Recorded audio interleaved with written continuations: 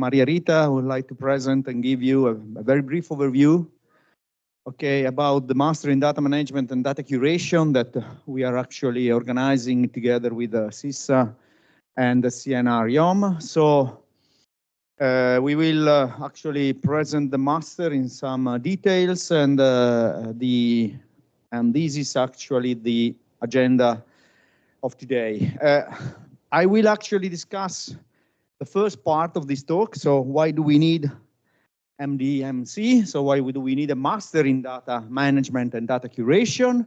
Then I will leave the floor to Maria Rita that will discuss in some details fair data management, then the digital infrastructure that are supporting this project and this initiative. And you probably know very well which are ERP and NFA IDI. And then when Maria Rita will go in details about the schedule and details of the master, and then we will present the open position that we have here in Area Science Park. And then, of course, we have a question and answer session. So I will actually try to convince you that we will really need a master in data management and curation. And I will start with squirrels, okay? Squirrels are very nice and funny animals, okay, that eat really too much at once, okay? And they have also the idea to store and to store somewhere their food, okay, that they are collecting, okay, and sometimes they forget where they store the food, okay? So these are squirrels, and I have to say that scientists, in my experience, are really very much like squirrels, okay? They get so many data at once because they think to do a very nice piece of science, okay? And so they collect all the data, then they don't know exactly which data they collected, okay? These are cartoons that we took from internet. And they may also, actually they for sure forget the data. Okay, and this is another cartoon. So the fourth stage of data loss: denial, I don't erase, okay, you can read; anger, depression, acceptance. I'm never going to graduate, okay? I think that this is actually an experience that everybody go through it, okay? So we are quite a piece of different particular guys, and so we should actually try to improve a little bit on this, okay? And this is actually another question: how do you save your data? Okay, of course you know perfectly where data are saved. This is actually again another cartoon in which say how scientists have important data, writing it down on piece of paper, of course, because actually digital era is still to come in the labs. TXT files, weird file with strange acronyms. This is actually the preferred way, okay? And then finally in their own memories, okay, because of course in the labs we have this oral tradition, not just, okay, defined procedure, but oral tradition. Data should be there somewhere else, and then at a certain point the computer crashes and everything is gone. Go back to the previous cartoon, okay? And then, of course, you don't know how to save the data, and then you don't even know how to name your data, okay? And this is another important point. Again, another cartoon. This is your data, and then you start writing down, I mean, date here is 2010, but still valid. 2024 is still valid, no changes in this. And they say test, retest, retest, calibrate, WTF, you know, what the, okay. Bad word, use this one and whatever, not bad, blah, blah. Okay, this is actually the typical way to go. So again, we don't know exactly how to deal correctly with data. So that's why we think that a little bit of procedure, a little bit of ideas how to manage this kind of important point in your research plan is actually fundamental. And this was actually recognized some times ago. This is actually Nature, okay, that say, and I will read it, research cannot flourish if data are not preserved and made accessible, okay, for sure. All concerned must act accordingly, They wrote this on 10 September 2009. This means actually 16 years ago. And also the other, data management should be woven into every course in science as one of the foundation of knowledge. We are actually organizing a master in data management and curation. 15 years later, this important editorial in Nature, and we are actually proud to say that this is actually one of the first, I mean, probably is the first in Italy, okay, one of the first around Europe for sure. Okay, so again, we are recognizing this after a long stories of bad, a long log of bad histories. I will give you an example in the next 3 slides, okay, and this is actually where we are. And so we are proud to say that we recognize this within the project that Maria Rita will tell you about, and we are going to this. I would like to say this, because I mean, generally, my feeling is actually that every time you say, well, learning is an expensive process, of course. And I cite here Benjamin Franklin, if you think education is expensive, try ignorance, okay? So time spent to learn is always a very good investment. And I would like also to mimic a little bit this citation, saying that if you think data management is expensive or is not really what we really need to do in a science lab or whatever, try without it, okay? And before I give you a little bit of example, and here I give you 3 different stories, the true stories that are happening, one from the point of view of users. This is an email 6 years ago, okay, circulated from the student secretariat at CISA, that is one of the co-organizers. And you can read this, an external hard drive has been lost, more probably on the 4th floor, blah, blah, blah. It contains a lot of work data of a PhD student. Okay, so he was actually saving all the research data on his own external hard drive. Perfect way to lose everything, okay? And perfect way. So the student is to blame, but it's also to blame the supervisor that never asked him or her, where did you save your data? Did you think where important data are saved on many different storage, I mean, different devices already now? So this is actually a clear importance, okay? What is the cost of just forgetting about data management from the user point of view? The second example is this one, circulated a few days, well, a couple of days ago. No, yeah, 6 days ago, exactly. On the mailing list of Cineca. Cineca is the supercomputer center in Italy where all people that are doing computational science have, at a certain point, use it, okay? And here you can read, now, dear Marconi user, we inform that Scratch space is full. And so again, this is a problem because they have to enable quota of 20 terabyte, by the way, not just a couple of megabytes, 20 terabyte of quota. But in any case, we are actually, due to the fact that people are actually saving a lot of data, knowing anything about this data and knowing, and without taking care of removing useless data, and Scratch file system are plenty of useless data, okay? Again, this means that we are actually missing here a clear data management procedure, data management plan to deal with such a large amount of data that they are producing on a supercomputer. And this, what does it mean? It means, of course, that we are actually jeopardizing the whole infrastructure here. Because Marconi, if the Scratch file system is full, nothing is working, as we know very well. Okay, and even 87% is a dangerous, percentage of occupation of a Scratch file system. And then the third one is personal, okay? And this. What is this? Well, this is this guy here. So this is actually, how do you say this? It's a tape, okay, that I did 30 years ago. See the date? Well, almost 30 years ago, 94. It was actually my last action when I completed my PhD in the United States, and I save all my data here. Long-term preservation, perfect. Long-term storage, but how can I read this? Okay, so you see, data management plans should also include the long-term perspective, okay? And here I actually have a lot of data that I'm pretty sure contains a lot of fancy and nice science that I never can use I can't use anymore. So that's actually the important point, like the 3 examples that give you an idea how much is important and how much is, dangerous, expensive, and not really nice if you don't deal correctly with your data.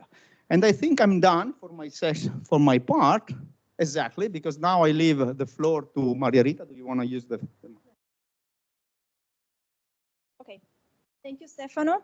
And now we'll try to give you the context in which we designed and planned the master.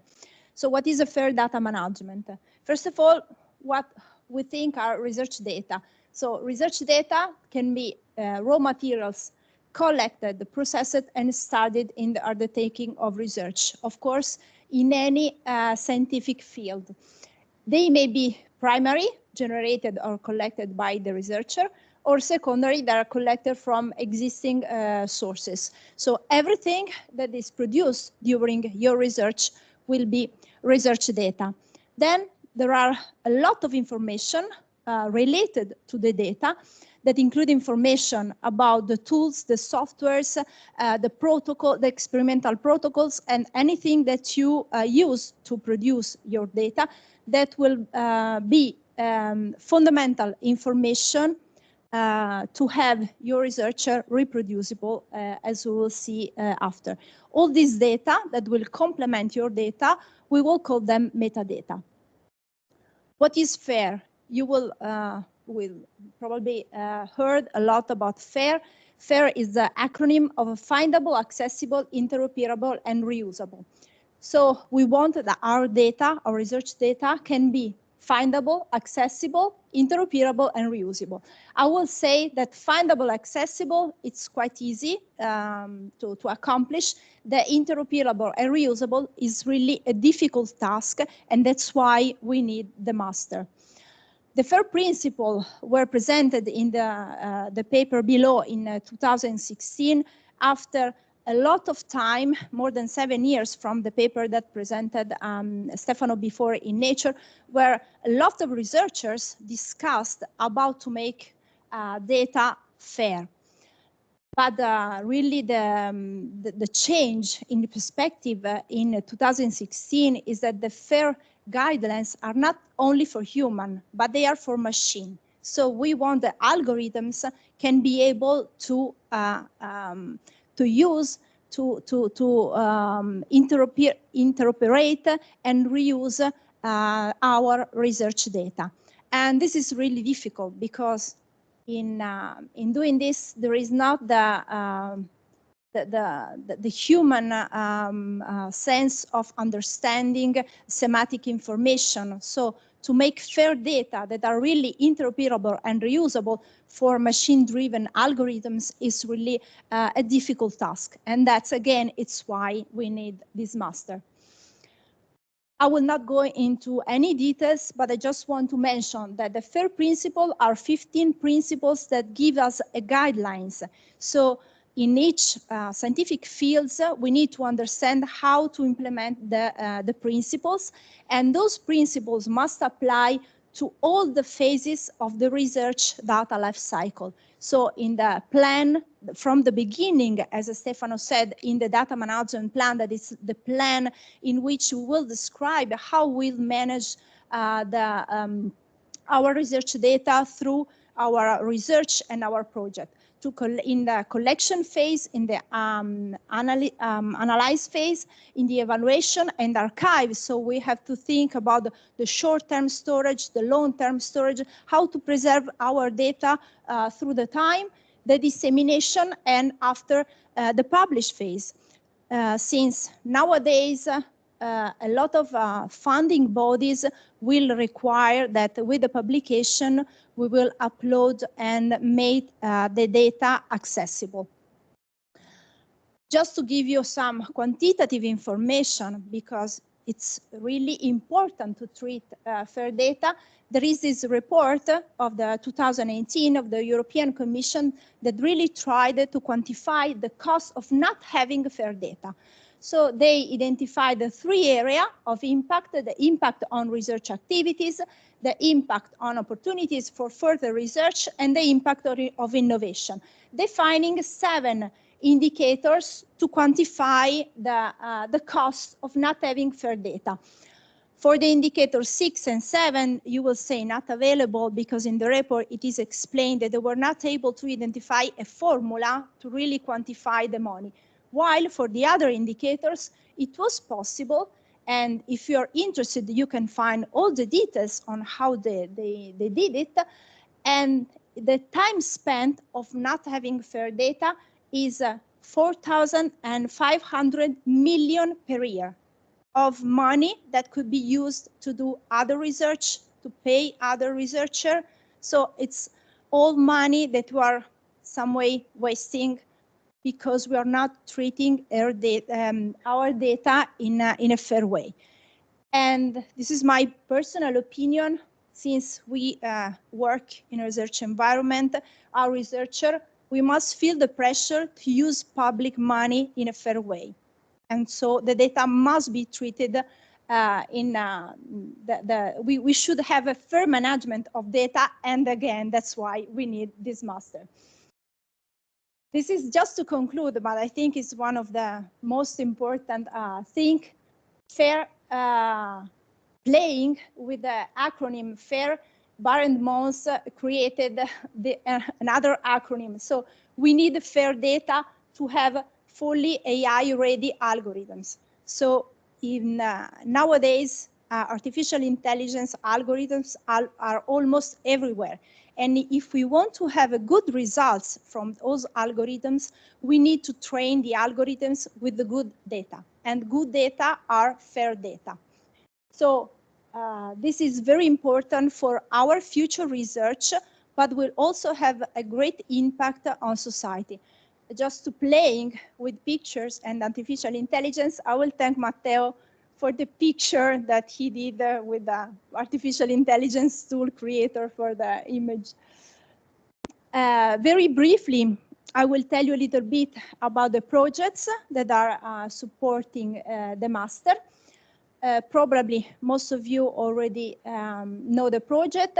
Arias and Spark is involved in 2 PNRR infrastructure projects, so in the National Plan for Recovery and Resilience. Arias and Spark is the coordinator of the PRP project, that is a pathogen readiness platform for sericeric upgrade. That is a project in the life science path that will be addressed in the master. The other project is NFFADI, that is in the material science path. It is a nano-foundry fine analysis digital infrastructure in which CNR, Officina dei Materiali, is the coordinator and Area Science Park is a partner. So I'm telling you a little bit about those 2 projects because both of the projects has the mission of creating digital infrastructures. That means that in the consortium of the 2 projects, we have many laboratories that will be the data producers, and all the data produced in each laboratory must be collected centrally in Area Science Park in the data lake that will be upgraded with the budget of the 2 projects. A next step will be the data repository, but what is interesting here is that it's really a great task in the 2 projects to have this centralization of the data and this collection of the data. And of course, all of this must be automatic, and what is one of the purpose of the master is to implement what we call the fair by design. So the data must be fair, starting from the production, their production from the experimental facilities. Inside each lab, each student will have to work on the automatic workflow that will be designed specifically for each lab with respect of their specific needs. So from the instrument, there will be automatic tools for data and metadata acquisition. the interaction with the electronic notebook for metadata enrichment, and then the structured metadata and data files that finally will be collected in our data lake. So this is the process that the people that will participate in the master will implement in each laboratory. Now we will go to the details and the schedule of the master. This first edition is a pilot edition realized among the collaboration, with the collaboration among Area Science Park, CNR, Istituto Officina dei Materiali, and SISSA. And the purpose of the master is to give all the skills and the competencies of the people that will participate to realize the fair by design in each laboratory, to have our research infrastructure that will be compliant with the European Open Science Cloud, who will be in our future and probably in the future of our children, I don't know, but in some future, a virtual environment where all the discipline-specific repository can be federated to really interoperate data in an interdisciplinary way. So it's really very ambitious mission. The learning goals that we expect in this master is to give open science principles and methodologies within the context of IOSC, but also of the Horizon Europe framework, since we are in Europe and the framework program is one of the main funding for research. We will see in details the FAIR principle and how to implement them in the material science path and in the life science path, but also tools for verification of data. And the students will see practically how much work you have to do to verify data with respect to design them in the fair by design way. All the tools that are defined in the two projects by the fair data management team that is supporting the project will be explained, and there will be exercises during the master in both the material science and the life science path, and then some tools and methods for preliminary statistical analysis of the data and the machine learning algorithm to apply on the data. As a timeline, we defined 4 steps, let's call this. The first part, the first step will be 6 weeks of intensive lesson here in Trieste, starting from September 16th to October 25th. Then at the end of October, each participant will be some way associated to a lecturer of the master and the supervisor in the laboratory in which he will go to implement the fair by design to decide a thesis work. And during these 3 days, we will have meetings and presentation to define this work, and the students will give a short presentation about their future work. The third part is will last 7 months, and it's a part of internship in the laboratory in which the fair by design will be implemented. It will last from November 2024 to the end of May 2025. And at the end of May, again, all the people will be invited again in Trieste to discuss the thesis work and to see how this fair by design implementation went in each laboratory. The internship will be in all the laboratories of the consortium of the 2 projects. So there are laboratories spread almost all over Italy, here in Trieste, in Milan, in Rome, in Bologna, in Lecce, Napoli, Catania, and I think Trento, okay, and Milano. Who are the target participants? In this first edition, the participant will be selected by the project partner. So each project partner will define its way to select the participants. but the students must hold at least a bachelor degree, that is the laurea triennale in Italy, can be still enrolled in a university master courses. So for example, the thesis of the master can be the thesis of the master courses, and can participate as staff of supporting project. That means people recruited in the project as a researcher, technologist, PhD students, or assegnisti di ricerca, or whatever kind of contract they have with the partner. The students will be enrolled as a CISA student for the whole duration of the master, as a CISA has its rules for the other master. The 70% of the lesson attendance is a mandatory. The participation can be defined in two ways. We'll call lesson participants people that will participate only to the 6 weeks of in-presence lesson in Trieste. Of course, they will not do the work of internship in the laboratory, and they will have a certificate of attendance with the specific statement of topics covered and training modules attended.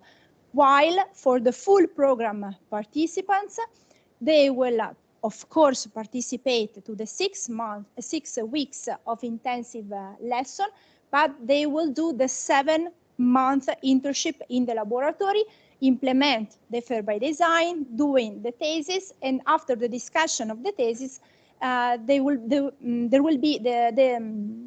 receive the certificate of attendance.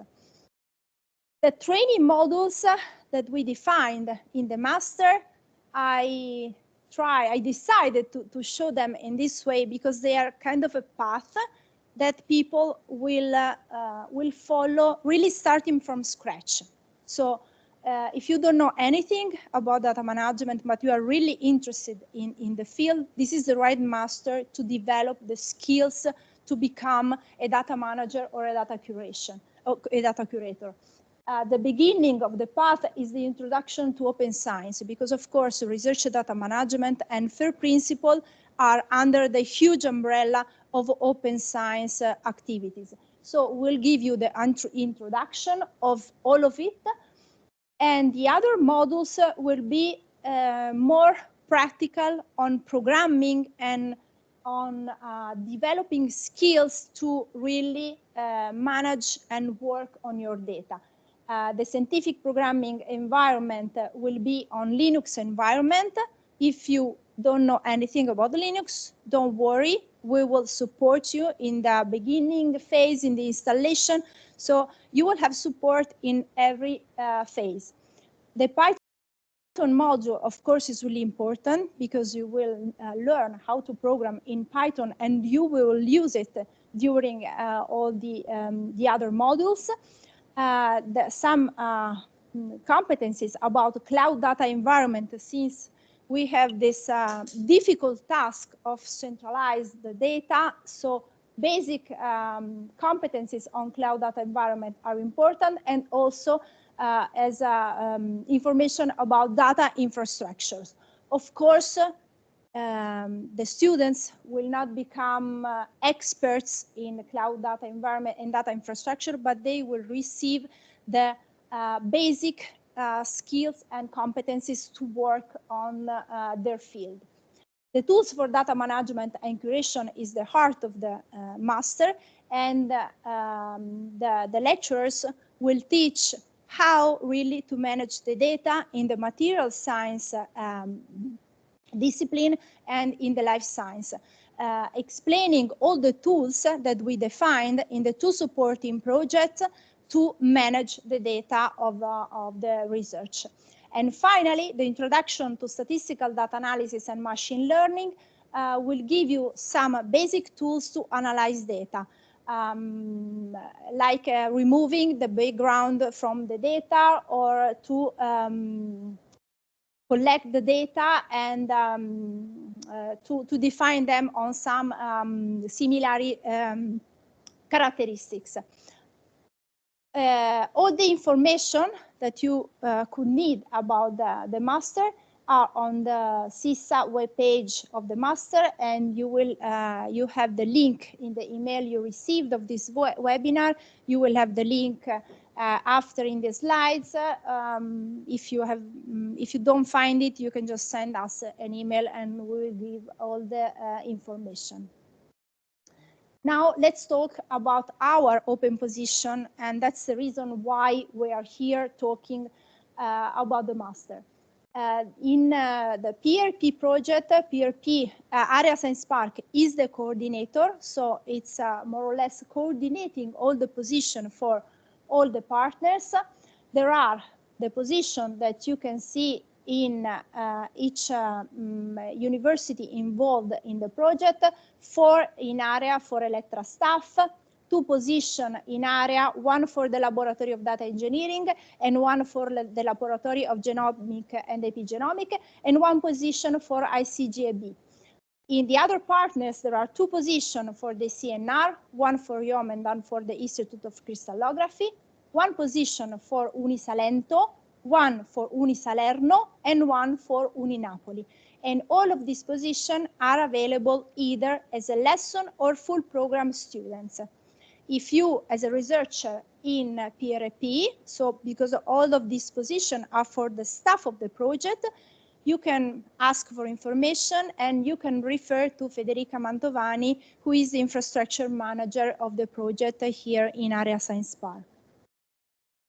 In NFFA-DI, Area Science Park is a partner, and at the beginning, when the project was submitted, a part of the training budget of the project was allocated for this master. So we have 2 open positions with expression of interest available of the link. You can check the link. You will need to participate, sending a motivation letter and your curriculum to this expression of interest, and 2 participants will be selected to become students of the master.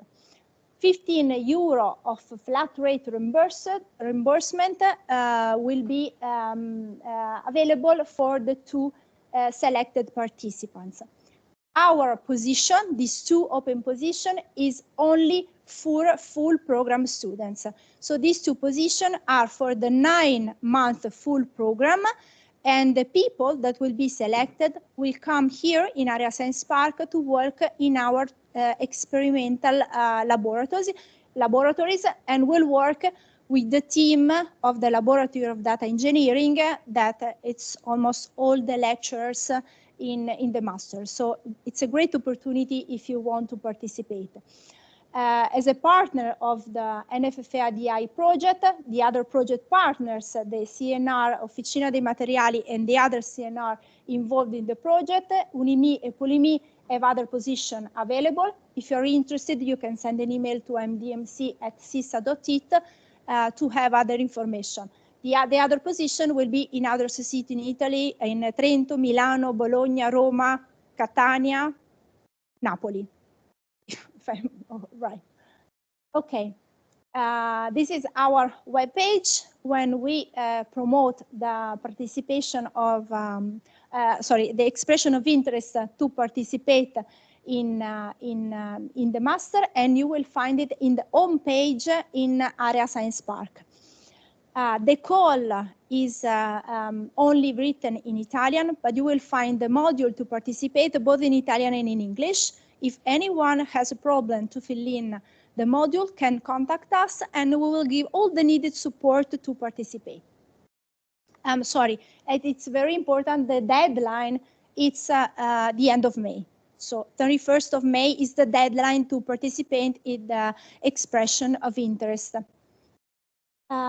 For further information, you can send an email to mdmc@cisa.it. I will receive the email and I will reply to you. So it's the right address to ask for information. And the web page is the web page in CISA that I showed you before, in the CISA web site. So thank you for the information, for the attention. I think we are okay with the time, right? And if there are questions, we're available to reply. Thank you.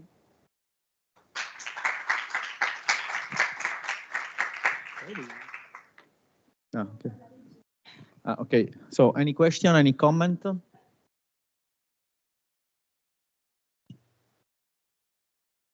Online, do we have any question or any? Otherwise, I think it's all clear, and I invite all of you. I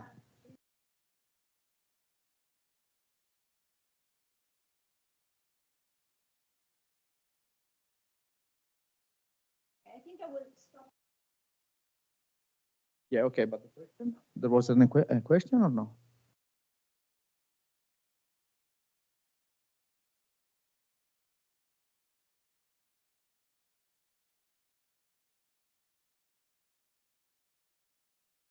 Open your microphone. Good morning. Can you hear me? Go ahead.